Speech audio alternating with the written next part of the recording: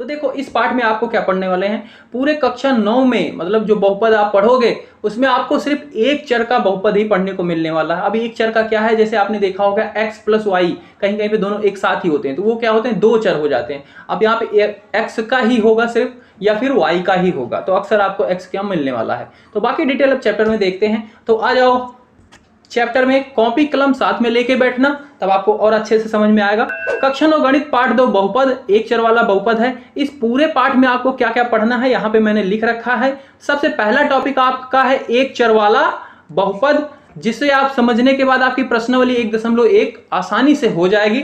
और दूसरा टॉपिक है आपका बहुपद के शून्यक, इसको आप प्रश्नावली 2.2 में पढ़ने वाले हैं। शेषफल प्रमेय ये प्रश्नावली 2.3 में, बहुपदों का गुणनखंड ये प्रश्नावली 4 में, और बीजीय सर्व समीकरण ये आप प्रश्नावली 5 में पढ़ने वाले हैं। ये बहुत ही ज्यादा यूज होता है, आपने सुना होगा x प्लस वाई का होल स्क्वायर क्या होता है, ऐसे प्रश्न पूछते हैं ना सब कि a प्लस बी का होल स्क्वायर क्या होता है, a square B square plus 2ab, तो वो सब यहीं से आपका स्टार्ट होगा, बिल्कुल यहीं से जन्म होने वाला है उन सब चीजों का। तो इस चैप्टर को बहुत ही ध्यान से समझना। ये चैप्टर अगर आपको अभी आप ध्यान से समझोगे तो आपको 10th में ये बहुत बेनिफिट देगा, और 11th और 12th में तो देगा ही, क्योंकि यहीं से शुरू होता है आपका अलजेब्रा पोर्शन, जो आपको बोर्ड में अच्छे नंबर दिलाएगा।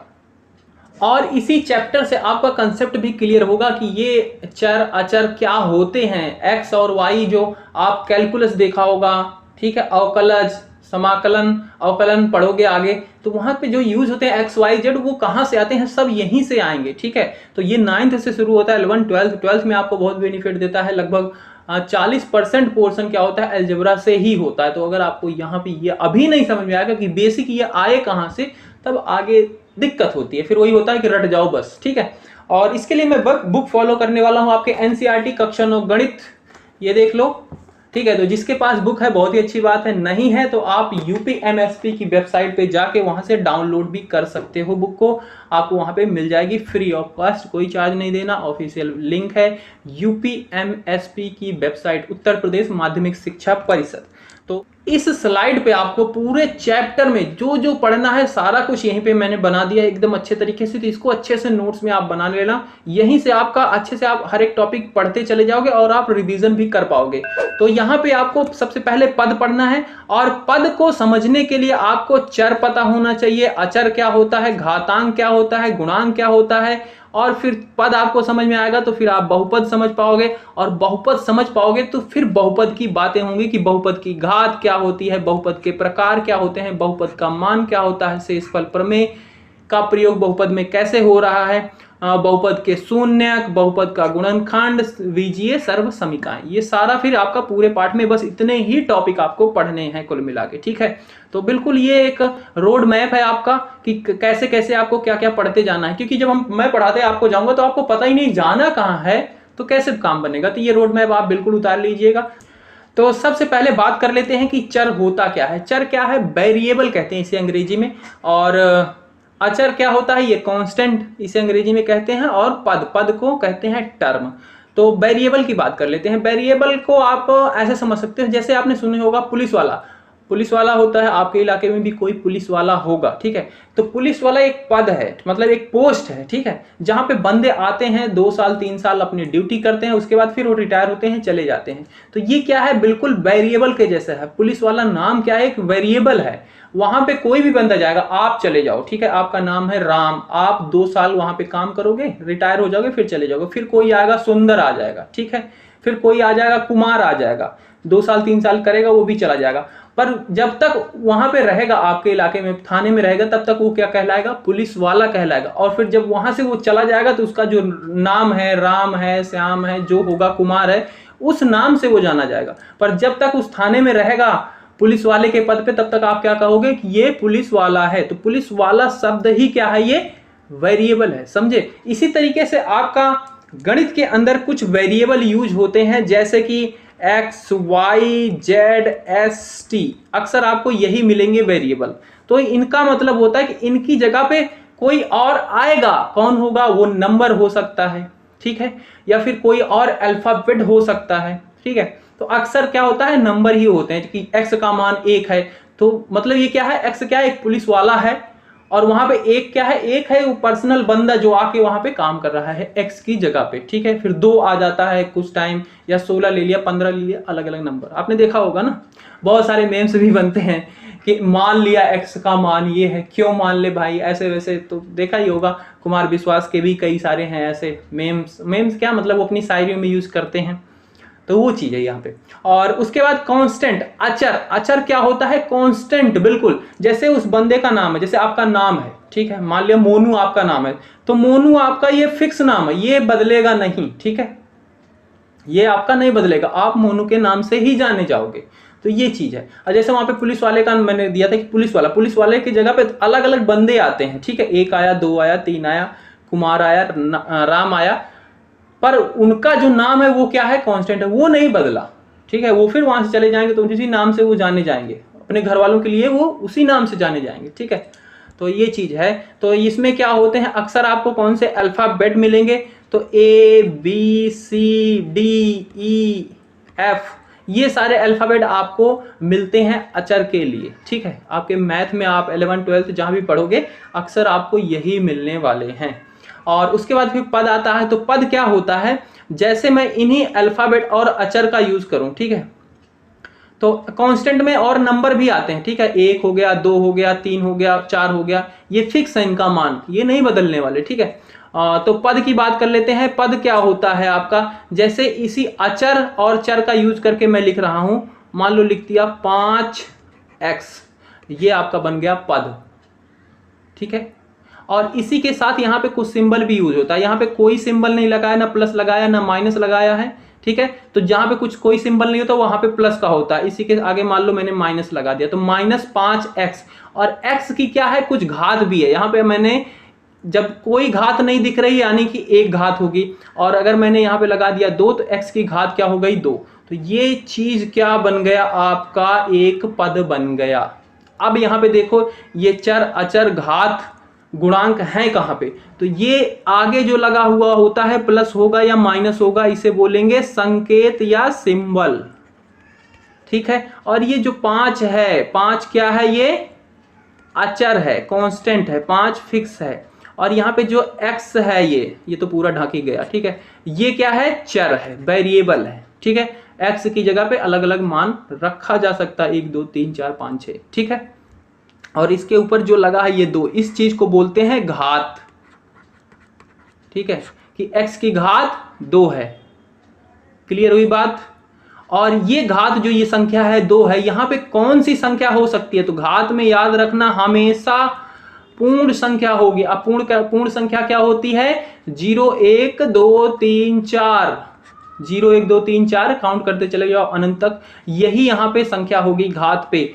अगर मान लो लिखा गया है 5x की घात 1/2, ठीक है, तो क्या ये पद है, नहीं, पद ये नहीं है, क्योंकि यहाँ पे जो घात है वहां पे क्या होना चाहिए, सिर्फ पूर्ण संख्या होनी चाहिए, और यहाँ पे 1/2 है, और 1/2 पूर्ण संख्या नहीं है, तो ये पद ही नहीं है। ये चीज भी आप अच्छे से समझ लेना कि ये पूर्ण संख्या होगी तभी हम बोलेंगे कि ये पद है।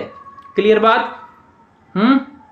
तो अब आपने समझ लिया है कि चर क्या होता है, अचर क्या होता है, घातांक, जो घात बोला ना मैंने उसी को घातांक भी बोला जाता है, ठीक है। घात बोले या घातांक बोले दोनों एक ही बात है, पर गुणांक मैंने नहीं बताया, तो गुणांक यहां पे समझ लो, जैसे एक पद दिया गया है -10 की घात 8, ठीक है, तो यहां पे क्या है, सिंबल क्या है, प्लस या माइनस, तो माइनस है, ठीक है। यहां पे एक अचर चीज है 10 है, हाँ जी अचर है, और यहाँ पे एक चर है x, हाँ जी चर है, इसकी कुछ घात है 8 है, और वो कैसी है, पूर्ण संख्या ही है, यानी कि ये पूरा क्या है, एक पद है, ठीक है। अब पद है तो ये गुणांक कहाँ है, तो गुणांक इसमें क्या होता है, चर के साथ जो गुणे में होता है उसी को बोला जाता है क्या, गुणांक।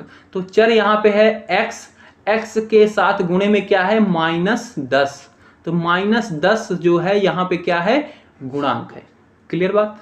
तो बहुपद आपका क्या होता है, जो आपने पद अभी पढ़े कि ये पद होते हैं, उन्हीं पदों को अगर हम जोड़ के लिख दें, कई सारे पदों को हम जोड़ के एक साथ लिख दें, उसी को बोला जाता है बहुपद। एक पद है भाई, एक पद या बहुत सारे पद, तो बहुपद। समझ गए। जैसे मैंने लिया एक 5x की घात 8 ले लिया, प्लस में कर लिया, 2x की घात 4 कर लिया, प्लस में कर लिया 1। यहाँ पे बोलोगे भैया 1 के साथ तो कोई चर है नहीं, अरे है, ये लो x की घात 0 कर दिया। और आपको पता होगा या नहीं है तो जान लो कि किसी भी की घात अगर 0 है यानी कि उसका मान 1 होता है। कुछ भी हो, उसकी घात अगर 0 है तो उसका मान 1 है, यानी कि 1 × 1 यानी कि 1। ठीक है, इस चीज को नोट कर लेना। तो यही आपका क्या हो जाता है, बहुपद हो जाता है। तो इसका एक सामान्य रूप है, बुक में आपको मिलेगा px = a1 x की घात n प्लस a2 x की घात n-1 प्लस a3 x की घात n-2। x और n में डिफरेंस नहीं दिख रहा होगा, मैं बोल रहा हूं, उस पर आप ध्यान देना। हाँ, और प्लस में साथ साथ ये चला जाता है ऐसे a की घात an तक, और x की घात क्या हो जाए जब 1 हो जाए। ठीक है, क्योंकि यहाँ पे n थी, ऐसे घटती हुई घात आपको लिखना है। ठीक है, आपको याद रखना है कि घातें जो होंगी, ये चर के ऊपर जैसे जो घातें हैं उनको क्या होना चाहिए, घटते रूप में जाना चाहिए। जैसे यहाँ पे 8 था, यहाँ पे फिर 4 हो गया, यहाँ पे 0 हो गया, इस रूप में लिखना है। और लास्ट में ये हो जाएगा a, इसको n-1, इसे n कर लो an, और x की घात क्या हो जाएगी, लास्ट वाले में 0 हो जाएगी, तो मैंने वहां यहाँ पे नहीं लिखा है। क्लियर बात। तो ये इसका सामान्य रूप है, किसका, बहुपद का। अच्छा, अब मैं यहाँ पे कुछ लिख रहा हूं, जैसे उदाहरण के लिए मैं पूछ रहा हूं, आप बताना ये बहुपद है कि नहीं। मान लो 5x की घात 8 है और प्लस में 6x की घात 20 है प्लस 16x की घात 1 है। ये क्या बहुपद है। अब आपके दिमाग में एक बात यहाँ पे कंफ्यूजन हो रही है कि भैया ने बोला है कि घातें क्या होनी चाहिए, घटती हुई जानी चाहिए। ठीक है, तो यहाँ पे पहले तो इसकी x की घात 8 है, फिर 20 है, फिर 1 है, ये तो घटती हुई नहीं जा रही है। अरे नहीं जा रही घटती हुई, फिर भी ये बहुपद ही कहलाएगा। ठीक है, क्योंकि एक पद ये है, 2 पद 3 पद, बहुत सारे पद हो गए। ठीक है, 2 3 1 पद भी होगा, उसे भी बहुपद ही कहते हैं, या आप पद कहो, दोनों चीजें कह सकते हैं। तो ये भी बहुपद ही है, पर इसका सामान्य रूप होता है कि हम इसको एक स्टैंडर्ड जो माना गया है, कैसे लिखना है इसको, मेरे को लिखना चाहिए था x की घात 20 प्लस 5x की घात 8 प्लस 16x। ठीक है, ऐसे लिखना चाहिए था। तो ये एक सामान्य रूप होता है, पर गलत ये वाला भी नहीं है और ये भी नहीं है। उम्मीद करता हूं आप समझ गए होंगे बहुपद क्या है। पद आप अच्छे समझ के रखना कि पद क्या है। पद में उसकी घात क्या होनी चाहिए, पूर्ण संख्या होनी चाहिए। इसके ऊपर क्वेश्चन भी पूछे जा सकते हैं, आपको ऐसे दे दिया जाएगा, मान लो x की घात -1, ये लो 5x की घात -1, ये बताओ क्या पद है। पद है नहीं है। क्यों नहीं है, क्योंकि यहाँ पे -1 दिख रहा है और -1 पूर्ण संख्या नहीं है, तो इसलिए ये पद ही नहीं है। और इसको अगर मैं इसके अंदर प्रयोग में कहीं पे ला दूं, इस बहुपद में मान लो कर दूं ऐसे x की घात -1, तो ये पूरा फिर बहुपद भी नहीं रह जाएगा, क्योंकि जब पद ही नहीं है तो बहुपद कहां से बनेगा। ये बात याद रखना, इसके ऊपर क्वेश्चन आएंगे। इसके बाद अब शुरू हो जाता है, आपको बहुपद समझ लिया, अब आपके टॉपिक शुरू होंगे जो मेन इधर थे। ठीक है, तो बहुपद की घात ये क्या है भाई, बहुपद की घात। तो अभी हमने पढ़ा पद की घात, पद की घात आपने समझ लिया। अब बहुपद की घात की बात हो रही है, तो ये क्या होता है एक बार मैं पढ़ देता हूं।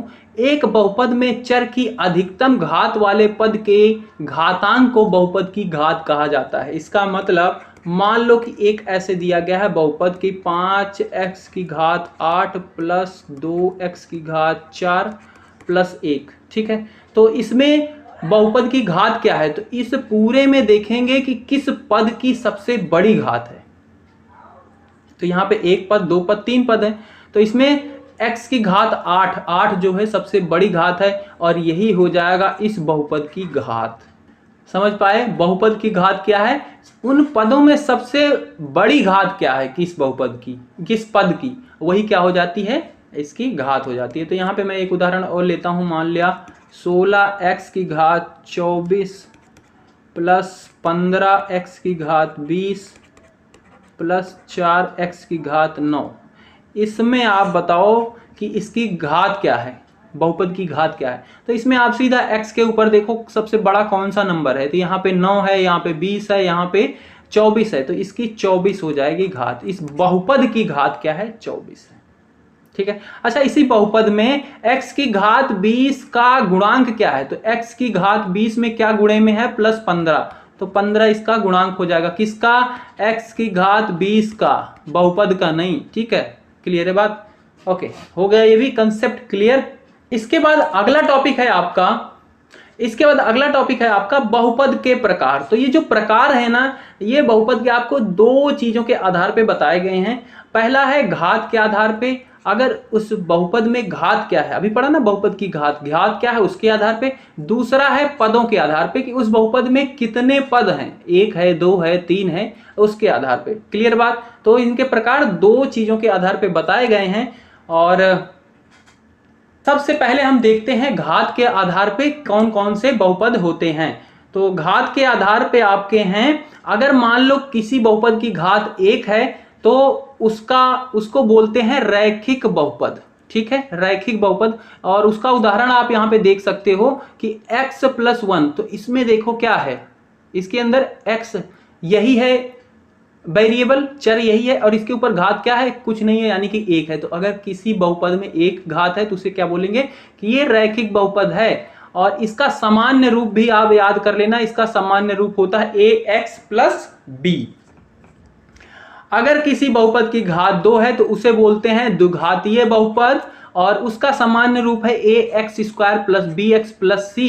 और इसका उदाहरण यहां पे आप देख सकते हो, 4x की घात 2। इस पूरे बहुपद की घात क्या है, देखो यहाँ पे x की घात 2 है, यहाँ पे x की घात 1 है, तो इस बहुपद की घात क्या कहलाएगी, 2 कहलाएगी। जब सबसे बड़ी घात, पदों में सबसे बड़ी घात, जिस पद की सबसे बड़ी घात हो उसे बोलते हैं बहुपद की घात। तो यहाँ पे 2 ही सबसे बड़ी है, तो इस बहुपद की घात क्या होगी, 2 होगी। ठीक है, अगर घात 3 है तो यहाँ पे देखो एक उदाहरण दिया गया है, x की घात 3 - 3 x की घात 2 + 5। तो सबसे बड़ी घात क्या है इसमें, इन पदों में 3 है, तो यानी कि इसकी 3 घात है, तो इसे क्या बोलते हैं, त्रिघातीय बहुपद। ऐसे बहुपदों ने उनका नाम क्या दिया गया है, त्रिघातीय दिया गया है।